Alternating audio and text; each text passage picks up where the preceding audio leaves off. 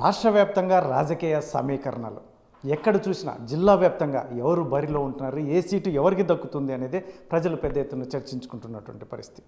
మొత్తం ఇరు పార్టీల్లోనూ అదే పరిస్థితి. ఎవరికి ఎక్కడ కేటాయిస్తారు, ఎవరు ఎక్కడి నుంచి పోటీ చేస్తారు, ఎవరు ఎంత మెజార్టీతో గెలుస్తారు, ఇటువంటి అంశాలపైన పెద్ద ఎత్తున చర్చ జరుగుతున్నటువంటి నేపథ్యం. ఇటువంటి పరిస్థితుల్లో అనంతపురం మాజీ ఎమ్మెల్యే గురునాథ రెడ్డి ఉన్నారు మనతో. ఏం చెప్తారు ఆయన మాటలోనే వినే ప్రయత్నం చేద్దాం. సార్ ఏంటి సార్, ఎలా ఉంది రాజకీయ సమీకరణ? రాజకీయ సమరం మనం చూస్తూనే ఉన్నాం. జగన్మోహన్ రెడ్డి గారు అధికారంలోకి వచ్చిన తర్వాత గత 4 సంవత్సరాల 8 నెలలు కావస్తుంది దాదాపు. అన్ని వర్గాల ప్రజలు ఎంతో సుభిక్షంగా ఉన్నారనేటువంటి విషయం మనకు తెలుస్తుంది. గతంలో ఏ ప్రభుత్వం చేయనటువంటి కార్యక్రమాలని జగన్మోహన్ రెడ్డి చేయడం నిజంగా చాలా గొప్ప పరిణామం. మరి అందరూ ఈరోజు కూడా జగన్ వెంట నడవడానికి సిద్ధంగా ఉన్నారు.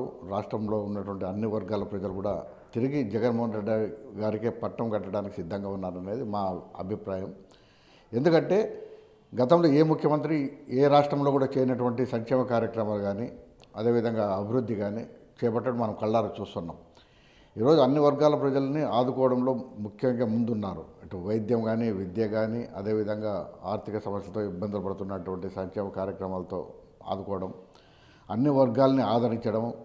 నిజంగా రాష్ట్రంలో ఇన్ని కులాలు ఉన్నటువంటి విషయం కూడా తెలియనటువంటి వారికి ఈరోజు ఎన్నో కుల ప్రాతిపదికను కూడా వాళ్ళకు గుర్తించి వాళ్ళకు సరైనటువంటి రీతిలో గౌరవించడం జరిగింది. మరి ఇటువంటి పరిణామంలో తిరిగి ఖచ్చితంగా జగన్మోహన్ రెడ్డి అధికారంలోకి రావడం ఖాయం. ఎందుకంటే ఏ విధంగా చూసినా కూడా ఏ ముఖ్యమంత్రి చేయనటువంటి కార్యక్రమాలు జగన్మోహన్ రెడ్డి చేపట్టడం జరిగింది. కొన్ని ఆర్థికంగా సమస్యలు ఉన్నటువంటి విషయం కూడా మనం చూసాం. ఎందుకంటే గతంలో ప్రభుత్వం ఏర్పడిన మొదటి సంవత్సరమే కరోనా ప్రపంచవ్యాప్తంగా తీవ్రమైనటువంటి ఇబ్బందులు కలిగినటువంటి విషయం కూడా మనం చూసాం. అటువంటి దాన్ని కూడా అధిగమించి కార్యక్రమాలు నిర్వహించడం జరిగింది జగన్మోహన్ రెడ్డి గారు. అదేవిధంగా ఈరోజు ఎక్కడికి వెళ్ళినా కూడా జగన్మోహన్ రెడ్డి గారికి బ్రహ్మరథం పడుతున్నారు. పూర్తిగా విద్యకు సంబంధించి రూపురేఖలనే మార్చడం నిజంగా జగన్మోహన్ రెడ్డి గారి ఆలోచన విధానం ఏ విధంగా ఉందంటే, భవిష్యత్తులో ఎవరైనా కూడా ఉన్నతమైనటువంటి విద్యను అభ్యసిస్తేనే ఎక్కడైనా ప్రపంచంలో మెరుగైనటువంటి జీవితాన్ని వాళ్ళు చేరుకోగలుగుతారు అనేటువంటి ఆలోచన ఆశయంతోనే మన జగన్మోహన్ రెడ్డి గారి గ్రామ స్థాయిలో నుంచి ఉన్నత విద్యను అభ్యసించడానికి ఏ విధమైనటువంటి ఏర్పాట్లు చేయాలో ఆ విధంగా చేయడం జరిగింది.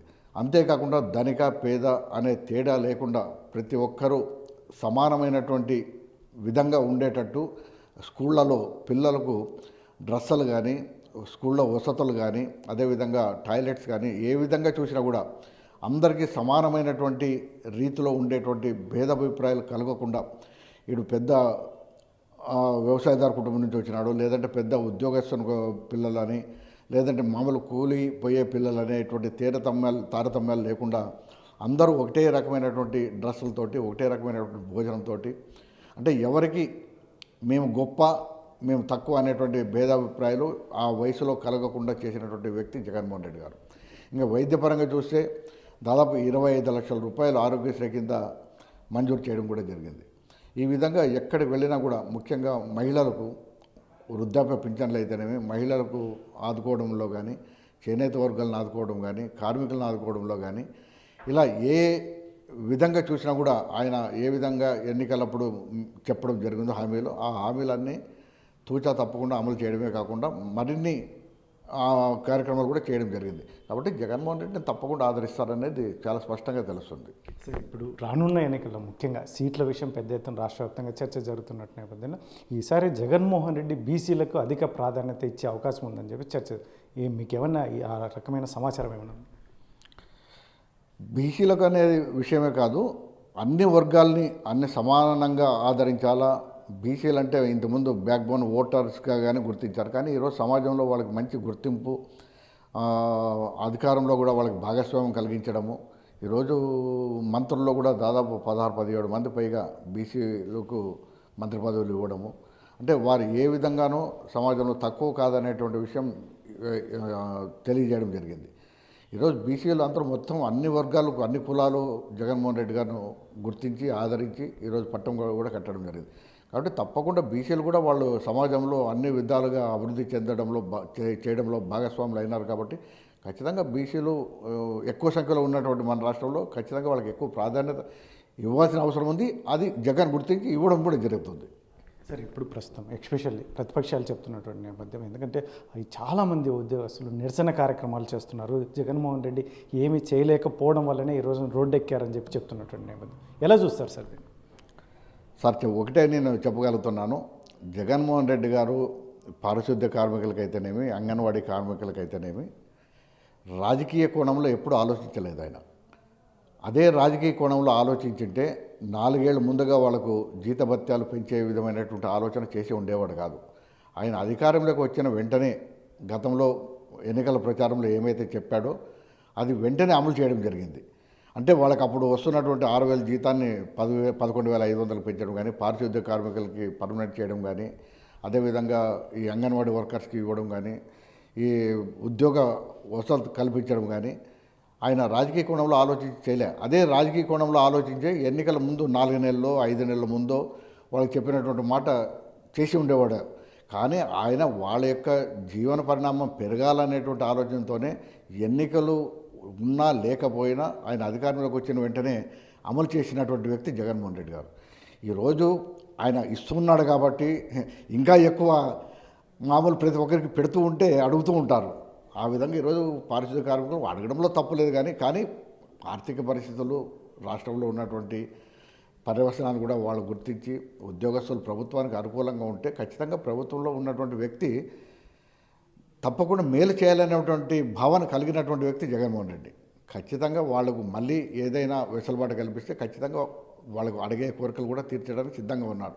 కానీ రాష్ట్ర ప్రభుత్వంలో ఉన్నటువంటి ఆర్థిక పరిస్థితులు కానీ మిగతా పరిణామాలన్నీ చూసుకొని చేయడానికి సిద్ధంగా ఉన్నారు. కానీ వాళ్ళు కూడా అర్థం చేసుకోవాలి, ఏ సందర్భంలో ప్రభుత్వం మీద ఒత్తిడి తీసుకురావాలా. ఎన్నికల సందర్భంలో ఈరోజు చేయగలిగినా కూడా దాన్ని వేరే విధంగా మాట్లాడడం జరుగుతుంది. కానీ ఆయన రాజకీయ కోణంలో ఆలోచించలేదు.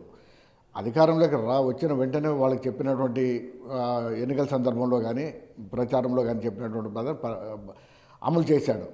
అదే ఇంకొకరైతే చంద్రబాబు లాంటి వ్యక్తి అయితే ఎన్నికల ముందు వాళ్ళకు కొంచెం ఇది లాగా పెట్టి చేసేవాడు. కానీ జగన్మోహన్ రెడ్డికి ఆ విధమైన ఆలోచన లేదు.